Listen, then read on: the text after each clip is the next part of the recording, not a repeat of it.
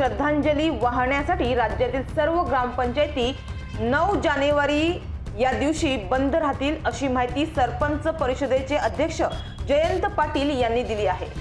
बीड जिल्ह्यातील केज तालुक्यातील मस्साजोगमधील सरपंच संतोष देशमुख यांची काही दिवसांपूर्वी निर्घृण हत्या करण्यात आली।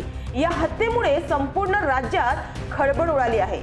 मस्साजोगचे सरपंच संतोष देशमुख यांचे हत्या प्रकरण चांगलेच तापले असताना या प्रकरणाबाबत आता महत्त्वाची बातमी समोर आली आहे। सरपंच संतोष देशमुख यांच्या हत्येच्या निषेधार्थ राज्यातील सर्व ग्रामपंचायती 9 जानेवारी रोजी बंद पाळणार अशी माहिती अखिल भारतीय सरपंच परिषदेने दिली आहे। सरपंच संतोष देशमुख हत्या प्रकरणातील सर्व आरोपींवर कडक कारवाई करण्यात यावी, तसेच देशमुखांच्या कुटुंबियांना कायमस्वरूपी संरक्षण देण्यात यावं अशी मागणी अखिल भारतीय सरपंच परिषदेने केली आहे। संतोष देशमुखांना श्रद्धांजली वाहण्यासाठी महाराष्ट्रातील सर्व ग्रामपंचायती 9 जानेवारी रोजी बंद पाळतील अशी माहितीही त्यांनी दिली आहे। मस्साजोगचे सरपंच संतोष देशमुख यांची 9 डिसेंबर रोजी हत्या करण्यात आली होती। त्यानंतर सरपंच परिषदेने देशमुख कुटुंबियांची भेट घेतली। अखिल भारतीय सरपंच परिषदेच्या शिष्टमंडळाने संतोष देशमुख यांच्या परिवाराची सांत्वनपर भेट घेतली। महाराष्ट्रात प्रथमच एवढ्या अमानवीय पद्धतीनं ही हत्या झाली असून यामधील आरोपींवर कारवाई करावी अशी मागणी त्यांनी केली आहे।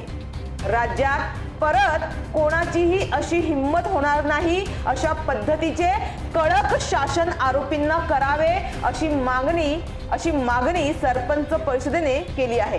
तर राज्यभरातले सरपंच मस्साजोगमधील घटनेमुळे हादरले आहेत। समाजसेवा करणे पाप आहे का असा प्रश्न राज्यातल्या सरपंचांना पडला आहे। त्यामुळे यामध्ये सरपंच संघटना आक्रमकपणे भूमिका मांडत असून या हत्येप्रकरणी कारवाई झाली पाहिजे अशी मागणी करण्यात आली आहे।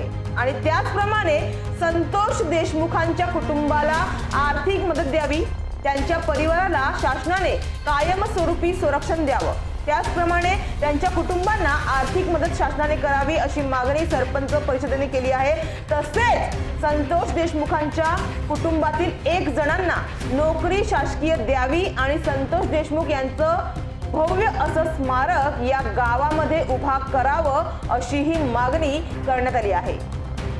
सरपंच संतोष देशमुखांचा खून हा महाराष्ट्रातला सर्वाधिक निर्घृण खून आहे। जल्लादांनाही पाझर फुटावा, राक्षसाचाही आत्मा थरथर कापावा इतक्या पाशवीपणे सरपंचाला मारले गेले आहे।